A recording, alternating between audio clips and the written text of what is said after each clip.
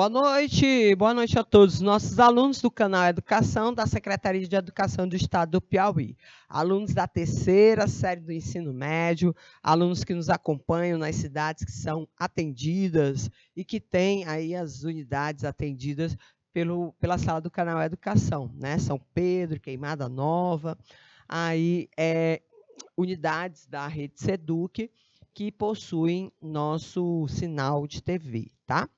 E aí, os nossos alunos também, que são aí acompanham, né, as nossas aulas pelo YouTube, meu boa noite também.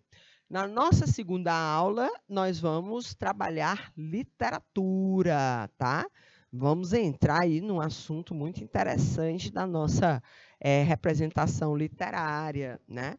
Segunda, ou melhor, terceira geração do movimento modernista, a famosa geração de 45. Vamos falar sobre os autores fantásticos, muito importantes, trazer um pouco de conhecimento para vocês a respeito desses autores. Guimarães Rosa, nós vamos trabalhar hoje com a produção desse mineiro, né? Importante aí.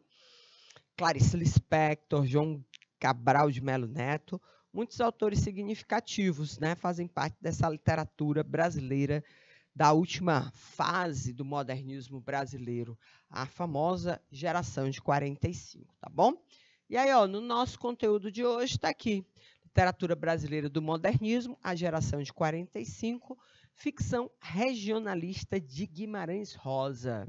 Os nossos objetivos são identificar e comentar a ficção regionalista e a linguagem revolucionária de Guimarães Rosa, os maiores nomes da literatura brasileira e também universal. Explicar o regionalismo, a evolução desse regionalismo, né? E principalmente as obras mais marcantes aí da literatura de Guimarães Rosa, tá? Vamos falar um pouquinho sobre ele, vamos trabalhar alguns exemplos para a gente poder aí identificar nosso projeto de literatura. Bom, a geração de 45, gente, é uma geração muito interessante. Ela está em um momento crucial da nossa humanidade. Depois de 45 anos difíceis, né? A gente vai ver a segunda metade do século se revestido de uma esperança, né? Ou pelo menos deveria ter sido, né? De uma expectativa muito grande da volta de dias melhores ou de uma expectativa mais positiva em relação à humanidade. 1945 é o ano emblemático do fim da Segunda Guerra Mundial. As forças soviéticas derrotaram aí os nazistas, principalmente na Alemanha, dominada por Hitler, e os americanos dominaram aí os asiáticos japoneses, decretando o fim da Segunda Guerra Mundial, né? Um conflito extremamente violento, gerou toda uma expectativa e uma situação, vamos dizer assim, complexa em relação ao estar no mundo. E a gente viu na literatura passada, dos autores, principalmente dos autores de 30, né, Carlos Drummond de Andrade, Vinícius de Moraes, todos eles muito preocupados com essa frágil existência humana. Mas a guerra termina e aí a gente vai encontrar a esperança, vence o medo? Lógico que não, né? A história nos conta que o homem ainda mantém dificuldades, principalmente em relação às suas relações internacionais. A Guerra Fria, por exemplo, faz com que a sombra de destruição que foi a Segunda Guerra, as imagens, até porque, gente, a gente sabe que a Segunda Guerra Mundial é a mais emblemática, porque ela foi praticamente registrada do início ao fim, não só na TV, fotografias, né? Essas imagens no cinema, né? O próprio Hitler investiu demais na construção desse material midiático, né? Principalmente para, de uma forma horrenda, registrar todas aquelas situações adversas que ele construía, né? E aí a gente vai encontrar, dentro dessas possibilidades aí, uma continuidade dessa sensação perigosa que era viver no século XX, tá? No Brasil, as coisas também vão se modificar bastante. O fim da era Vargas também, na segunda metade do século, 1954, quando Vargas finalmente sai da política para entrar na história, como ele disse na sua carta suicida, né? Antes de dar cabo à sua própria vida, ele já havia feito 30 anos de um governo autoritário, que é o Estado Novo, né? E aí, depois dessa situação, chega ao poder um jovem mineiro chamado Juscelino Kubitschek. Se elege dizendo, eu vou mudar o Brasil. Em 5 anos, nós vamos recuperar os 50 anos de atraso que o Brasil havia vivenciado. Entre outras coisas, ele diz que vai construir uma cidade nova chamada Brasília. Chama aí vários nordestinos que fugiam da fome seca desde a década de 1915. Né, tinham levado aí uma lapada em 1915, depois em 1930. E quando foi em 45, muitos deles resolveram migrar para, depois de 45, 3 ciclos de estiagem intenso no Nordeste, muitos nordestinos foram ser trabalhadores da construção de Brasília, tá? E aí a gente vai observar que a placa diz assim, a nova capital, alguns contra, muitos a favor, todos beneficiados. Era essa, vamos dizer assim, o lema do Juscelino Kubitschek, né? Transformar Brasília naquilo que o Brasil seria, uma cidade, um país aí de grande desenvolvimento. Então, gente, ó, dentro desse contexto surge a prosa de 45. Sensível ainda a essas situações, tá? A gente vai poder observar que a introspecção psicológica, que vem através, por exemplo, das narrativas em que os personagens param, refletem, muitas vezes se desligam até dos contextos à sua volta, para submergir nessas camadas mais profundas e mais penetrantes do interior das suas próprias existências, passam a ser importantíssimas, né? Porque elas se transformam no centro dessas narrativas, né? É esse fluxo do pensamento que a gente já viu acontecer quando a literatura de 30 analisou o estar no mundo e viu as pessoas estarrecidas com todas aquelas situações emblemáticas, é que a gente vai poder tomar aí esse rumo em relação àquilo que seria um processo mais intenso de observação. Então, esse fluxo do pensamento que a gente vai ver nas obras como de Clarice Lispector e de Guimarães Rosa, é quando o narrador se esquece dos problemas à sua volta, da cronologia dos fatos, e entra nesse pensamento, principalmente orientados pelas suas próprias memórias, vivências e frustrações, tá? E aí o espaço social deixa de ser importante, porque é na mente em que a gente vai encontrar essas narrativas se desenvolvendo, principalmente àqueles que universalizam essas ações.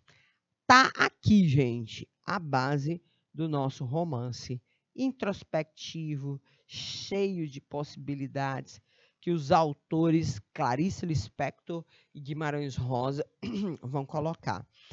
Dentro dessa perspectiva, o que a gente vai poder perceber é que cada um se articula de uma forma diferente, tá? A Clarice Lispector no espaço urbano e o Guimarães Rosa, que a gente vai trabalhar hoje, no espaço rural. Até porque o nosso escritor veio do interior de Minas Gerais, na região mais pobre do sertão das Gerais, né? Do Vale do Jequitinhonha, em Cordisburgo, Minas Gerais. Um dos mais importantes escritores brasileiros da segunda metade do século XIX, tinha muito a contar, né? Guimarães Rosa, gente, João Guimarães Rosa, ele foi um catalisador de informações e vivências, né? Formou-se em medicina, sua primeira formatura foi em medicina, voltando à cidade em que nascera, a região em que nascera, o Vale do Jequitinhonha, foi medicar, clinicar na região, principalmente uma região pobre, né, de Minas Gerais. E durante esse tempo em que ele ficou na região como um médico da família, médico itinerante, ele teve contato nessas situações com muitas histórias, tá? Então, o Guimarães Rosa, ele acaba se tornando essa pessoa que vai estar municiada dessas informações, que ele cataloga na sua experiência profissional como médico, de gente simples, mas que pode também conter, apesar da simplicidade, às vezes até mesmo da falta de uma situação, vamos dizer assim, de uma formação aí mais prioritária, mas que mesmo assim pode conter toda uma sabedoria do mundo, porque o conhecimento ele pode ser de duas formas, gente. O empírico, que é aquele que você aprende só, e o científico, que é aquele que você pega um livro e vai aprender. E aí o Guimarães Rosa começa nesse empirismo de catalogar essas informações e armazena tudo, porque a função dele, né, de medicina, não vai o acompanhar para todo sempre. Logo ele larga a carreira de medicina, entra no Instituto Rio Branco, consegue uma aprovação, vamos dizer assim, impressionante, e acaba se tornando um dos diplomatas brasileiros naquela situação do pós-guerra, né? Ou melhor, do antes-guerra, né? Ele acaba, a diplomacia dele é durante a Segunda Guerra Mundial.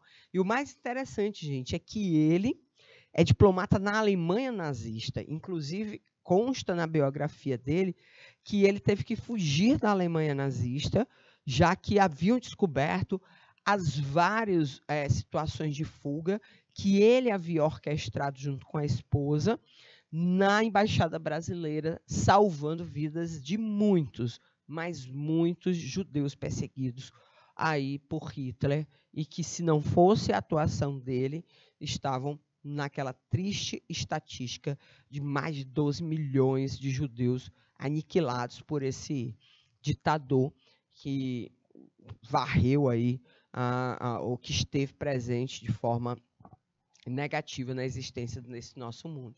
E aí a gente vai ver que depois que ele volta, né, ou seja, ele é médico lá na diplomacia internacional, é muita história, muita história. Quando ele volta ao Brasil, principalmente porque a fuga dele foi assim, foi empreendida para escapar mesmo de uma situação que não existia diplomacia no mundo que evitasse as situações da perseguição da polícia, né, de Hitler, a Gestapo. E aí ele vem para o Brasil correndo e, a partir daí, ele acaba jogando toda a sua força produtiva em torno da literatura. E aí ele começa, ó, em 1946, um ano depois da guerra, sua produção, né, Sagarana, um livro de contos, a sua estreia. Aí depois ele começa a publicar mais contos e mais contos. Em 1956, ele escreve um único livro narrativo, um romance, chamado Grande Sertão Veredas, considerado uma obra importantíssima da literatura, das vanguardas, das temáticas, e mostra a característica do seu estilo. Principalmente, gente, ó, de uma coisa que ele era fanático, ele era louco pelas expressões linguísticas do nosso Brasil. Olha, e é porque naquela época, no século passado, as pessoas inventavam poucas palavras, né? E aí você imagine hoje, quando a gente tem aí os TikTokers, né, os hypers, todos esses nomes que a gente pega emprestado das outras línguas e usa no nosso vocabulário. E aí a gente vai ver uma das questões importantes, o neologismo, né? É um dos recursos que o nosso Guimarães Rosa mais utiliza nas suas produções de texto. Então, hoje, talvez, se ele tivesse e vivesse no mundo do século XXI, ele ficaria completamente ensandecido com a quantidade de vocábulos que transitam dentro da nossa língua, tá?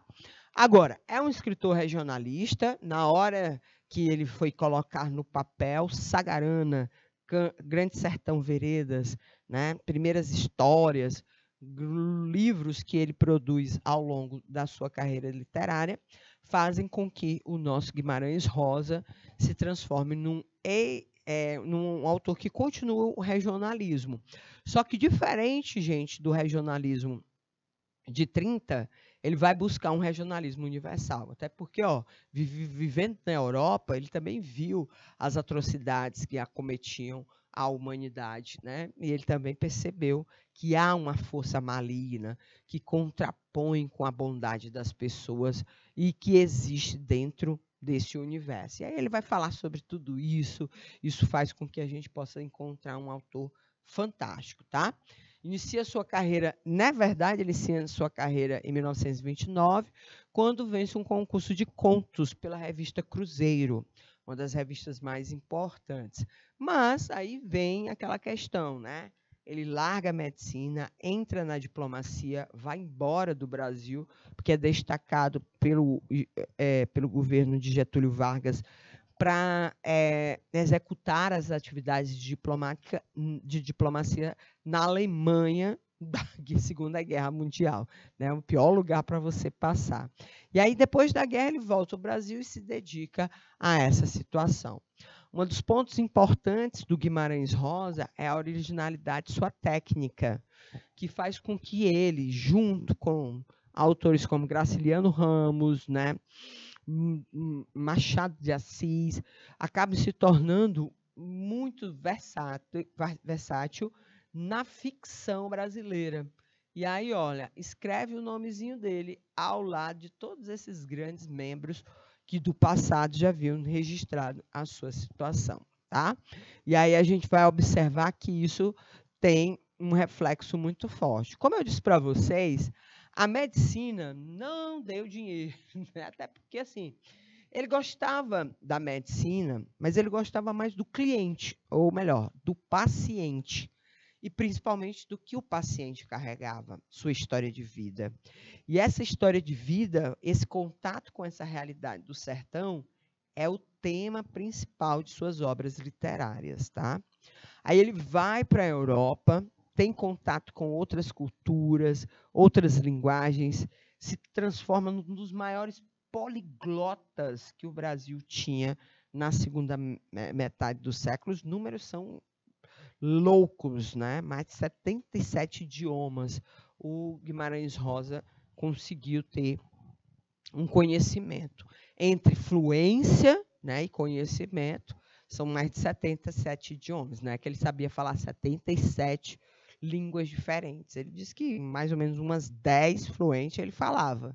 Aí as outras ele ora lia, ora se arriscava. Ele mesmo dizia aí que tinha essa capacidade linguística interessante.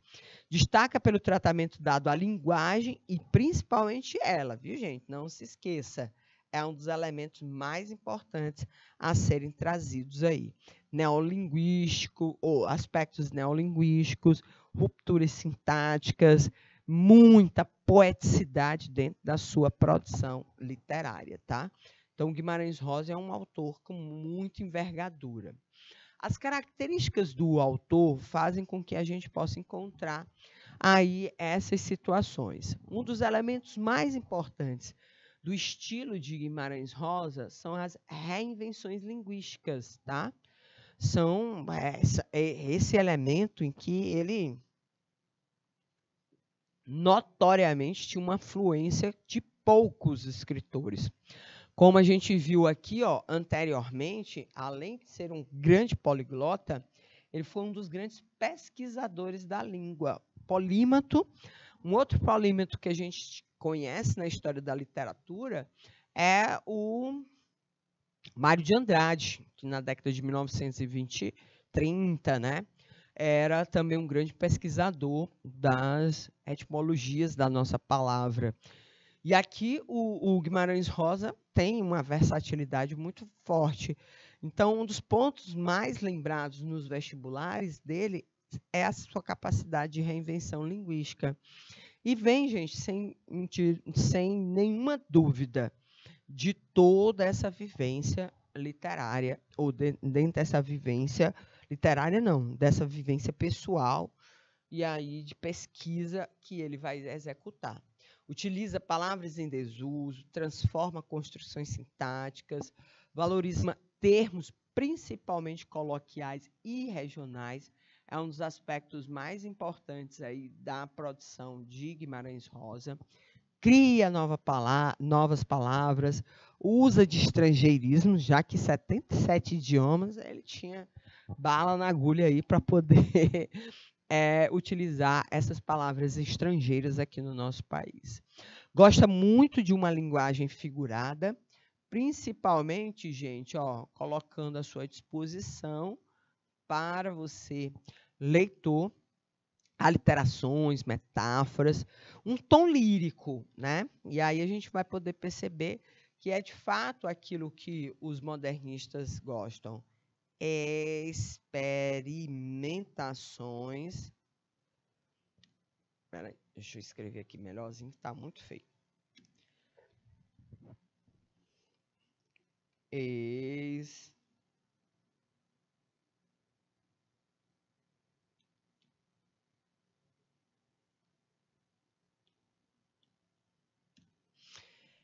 Experimentações modernistas. Ou seja, sem sombra nenhuma, ele é um escritor modernista, tá bom, gente? Aí saltaram a chuva de verdade, chuva pesada, despejada, um vasto vapor opaco. Era como se a gente passasse debaixo da cachoeira e desenxergaram-se de todos os bois. Desenxergaram-se, professor. Essa palavra existe, sim, na poesia, ou melhor, na literatura roseana de Guimarães Rosa existe. Chove, chuva, choverá, Santa Clara, clarear, Santa Justa, de justar, Santo Antônio manda o sol para enxugar o meu lençol. Olha aqueles cantares, né, regionalistas, né? A gente vai poder observar que aquele cantar regionalista, cantar popular, daqueles exercícios que os repentistas, né, os poetas aí trazem dentro da sua imaterialidade cultural, são registrados de forma universal ou de forma definitiva dentro da sua produção literária. Isso faz com que a gente possa identificar. O diabo, custa que melhorou, a gente nem estava podendo tomar fôlego embaixo desse dilúvio. E aí a gente vai poder observar que nesse trecho a gente tem o regionalismo, as referências, olha, aí a esse caráter místico, sobrenatural, que é também uma das marcas. Ou seja, a gente tem essa cor local, que representa aquilo que o artista Guimarães Rosa traz consigo do regionalismo, né? Que não é uma novidade, já que a escola, ou melhor, o grupo modernista anterior, liderado por Graciliano Ramos, ainda representa essa situação.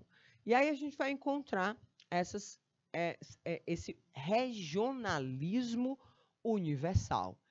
Isso é o que prega aí a produção do nosso autor. Embora seja um autor regionalista, fale do sertão, ele tem uma frase maravilhosa para falar desse sertão. O sertão está por toda parte. Então, o que é o sertão? É a amplitude, né?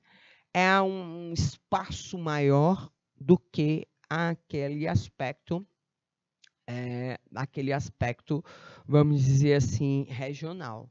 E se ele está por toda parte, ele é uma referência para todos os seres humanos, né? Todos os conflitos, todos os personagens, todas as dimensões cabem nesse sertão, por isso que ele é universal. Uma das obras-primas de Graciliano, ou melhor, de Guimarães Rosa, é o seu impactante romance Grande Sertão Veredas, tá?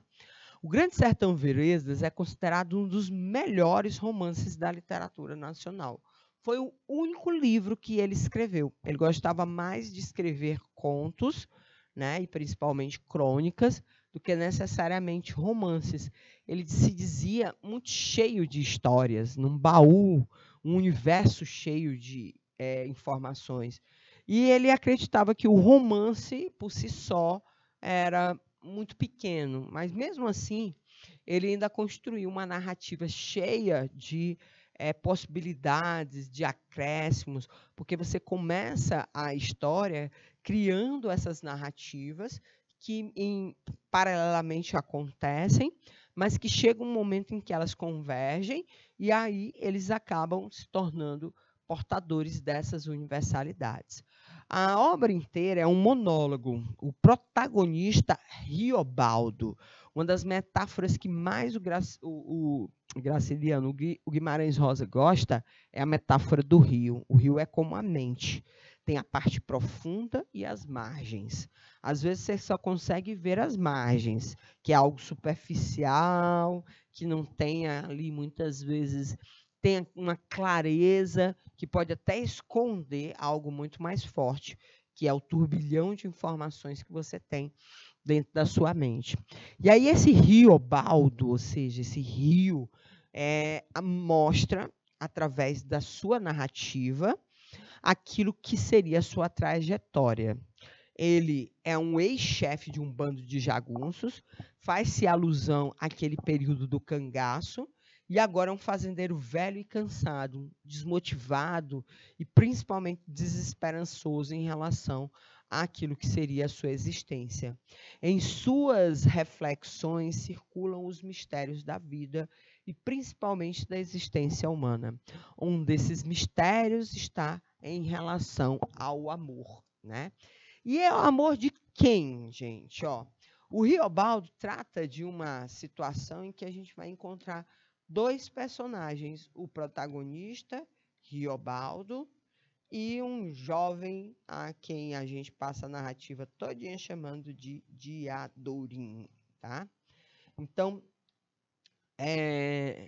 sem eira nem beira, vamos dizer assim, o Riobaldo ele acaba caindo nesses movimentos que aconteciam em zonas pobres do nosso Brasil, principalmente do sertão, não só nordestino como das Gerais também, em que esses grupos criminosos existiam e acabavam dentro dessa existência mostrando códigos de honra, mostrando representações de uma sociedade que se aparta e se divide em torno dessas possibilidades.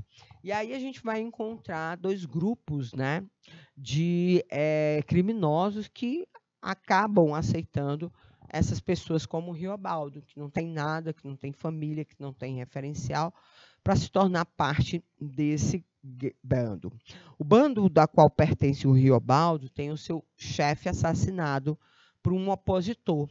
E aí um dos códigos de honra que ele acaba colocando aí ao leitor é a sensação de vingança, né? Ele assume a coordenação daquele grupo e passa a ele ser o executor daquilo que o código da região manda, que se vingue aí o líder que for abatido.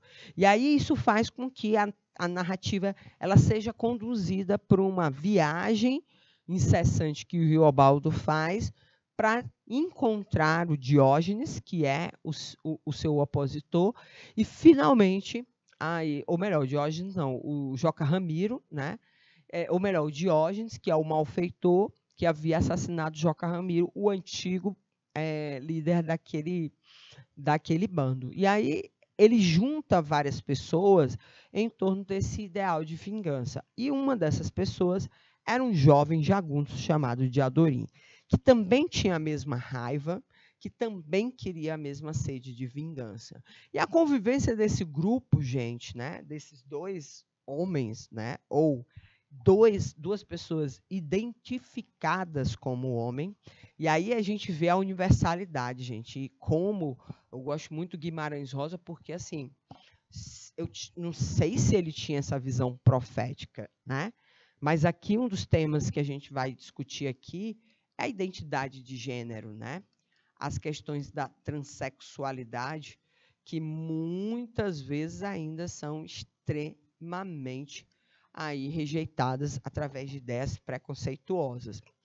Bom, aí o Riobaldo se junta, ou melhor, o Diadorim se junta ao grupo do Riobaldo porque os dois têm um sentimento em comum, o ódio pelo malfeitor, né? E nessa relação cotidiana, deles viverem junto, deles compartilharem esse mesmo sentimento, surge entre eles um outro sentimento muito forte, tal como o ódio, que é o amor, um pelo outro.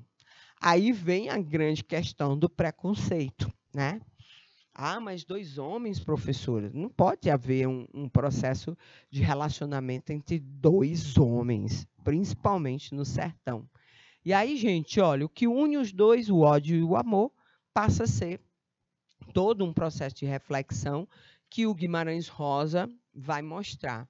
É claro que o Riobaldo conhece a sua região, é claro que o Riobaldo percebe que o amor entre pessoas de mesmo gênero é proibido, né? É rejeitado dentro daquela comunidade em 1950 e poucos, né? Na segunda metade do século passado, ninguém discutia aí a questão de gênero e muito menos o amor entre pessoas do mesmo sexo. E o Riobaldo combate isso de uma forma absurda. É traumatizante para ele sentir aquele amor que ele, na verdade, muitas vezes não consegue controlar. E tem que rejeitar porque isso jamais será aceito numa região onde o machismo, onde o patriarcalismo eram heranças ainda muito fortes e que existiam ainda dentro da segunda metade daquele século. Então, ele acaba aí tentando sufocar esse sentimento, né? No final, né, passando um spoiler aí para a gente poder passar para as questões, né? No final, o episódio final é quando o Diadorim, é quando o Riobaldo finalmente encontra o Diógenes e trava uma luta corporal intensa. E que, no final, ele acaba sendo traiçoeiramente atacado pelo, então, opositor. Vendo aquela situação e na possibilidade de atingir a pessoa com quem o Diadorim também se relaciona de uma forma amorosa, ele acaba se colocando na linha de frente e recebe o tiro que era para assassinar o Riobaldo, né? E aí o Riobaldo, quando vê, mata o opositor naquele ataque de fúria e vai socorrer o jovem Diadorim, né? Na iminência de estancar o sangue que jorra do seu peito, o Riobaldo acaba arrancando as roupas do colega e só no final da narrativa percebe por que, que o Diadorim nunca gostava de tomar banho junto com os demais homens e nunca gostava de tirar roupa, não se trocava na frente de nenhum daqueles homens, porque, na verdade, era a jovem Deodora, né, filha do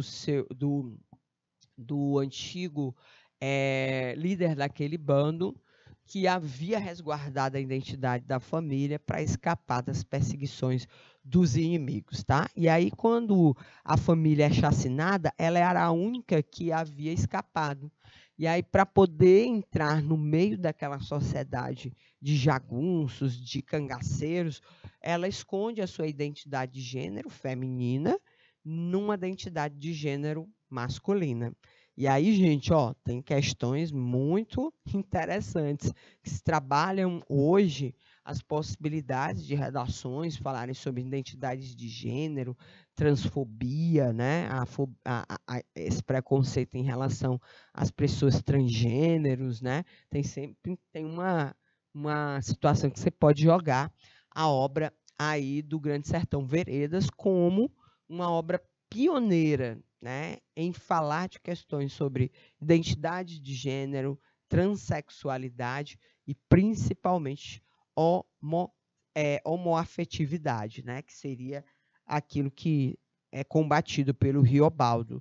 Ele combate o sentimento amoroso, por quê? Porque era um amor aí homoafetivo entre ele e alguém que ele acreditava que era um homem também, né? Então, é uma narrativa bem interessante, fica a dica aí de leitura para que você fala.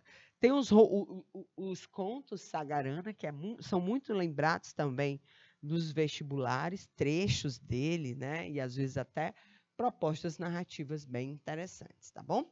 Vamos à nossa atividade, estamos chegando ao finalzinho da nossa aula, mas dá tempo da gente fazer pelo menos uma atividade aqui. Explico ao Senhor, o diabo vige dentro do homem, os crespos do homem, ou é o homem arruinado ou o homem dos avessos. Solto por si, cidadão, é que não tem diabo nenhum. Nenhum. É o que eu digo. O senhor aprova? Me declare tudo. Franco, é alta mercê que me faz, e pedir posso encarecido. Neste caso, por esturdio, que me vejam, é de minha certa importância. Tomara não fosse, mas não diga que o senhor, acisado e instruído, que acredita na pessoa dele? Não, lhe agradeço. Sua alta opinião compõe minha valia. Já sabia, esperava por ela. Já o campo, a gente na velhice carece ter uma aragem de descanso. Lhe agradeço. Tem diabo nenhum, nem espírito, nunca vi. Alguém devia de ver, então eu mesmo, este vosso servidor. Fosse lhe contar, bem, o diabo regula seu estado preto, nas criaturas, nas mulheres, nos homens, até nas crianças. Eu digo, pois não é o ditado, menino, trem do diabo. E nos uso nas plantas, nas águas, na terra, no vento, estrumes. O diabo na rua, no meio do redemoinho. Olha, uma outra característica também na literatura, principalmente em Grande Sertão Veredas, é a crença no sobrenatural, né? As pessoas acreditam na existência de um elemento maligno, né? Aqui no interior se chama diabo. As pessoas têm mais medo do diabo do que de Deus, né? Às vezes, quando a pessoa diz, ele tem uma assombração, você corta 3 quilômetros antes para ir, né? A fala expressa no texto é de Riobaldo, né? Personagem principal lá do Grande Sertão Veredas. De acordo com o narrador, o diabo, essa figura da superstição aí ruralista, vive preferencialmente nas crianças, livre e fazendo suas traquinagens, é capaz de entrar no corpo humano e tomar posse dele, vivendo aí e perturbando a vida do homem.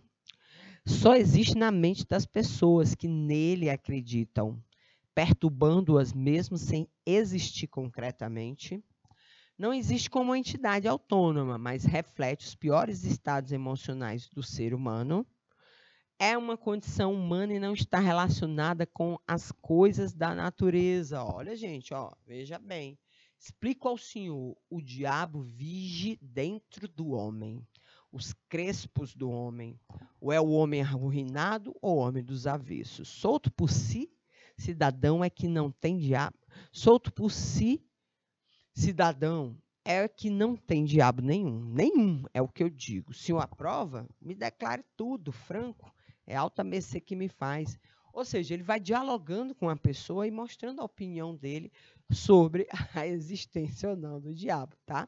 E aí a gente vai poder dizer que ele, no final, ele diz, olha, ele fala que o diabo não existe como entidade autônoma, mas revela os piores estados emocionais. Ele diz, é os crespos dos homens, vive dentro porque mostra essa ruindade, esse espírito. Ele nunca viu o concreto, mas ele acredita que é um estado, o diabo regula o seu estado preto, ou seja, as suas situações mais intensas. Então, a alternativa correta aqui, não existe como entidade, ou seja, como pessoa, como elemento, mas reflete os piores, né, estados emocionais do ser humano. A alternativa correta, letra D. Gente, nossa aula de literatura está chegando ao fim, né? Nós trouxemos hoje Guimarães Rosa, né? Guimarães, um autor fantástico da nossa literatura de 45. E na próxima semana a gente tem mais aula. Acho que na próxima semana a gente vai trazer um bolo de chocolate chamado Clarice Lispector, para a gente degustar aí da melhor forma possível, que ela é fantástica, tá? Então, a nossa aula de hoje versou sobre Guimarães Rosa, geração de 45, modernismo no Brasil, muito lembrado nos vestibulares, você que está se preparando aí para fazer a prova do Enem em novembro. Mas na próxima semana a gente traz mais conteúdos, mais conhecimentos aqui para vocês. Uma boa noite e até o nosso próximo encontro, gente. Tchauzinho!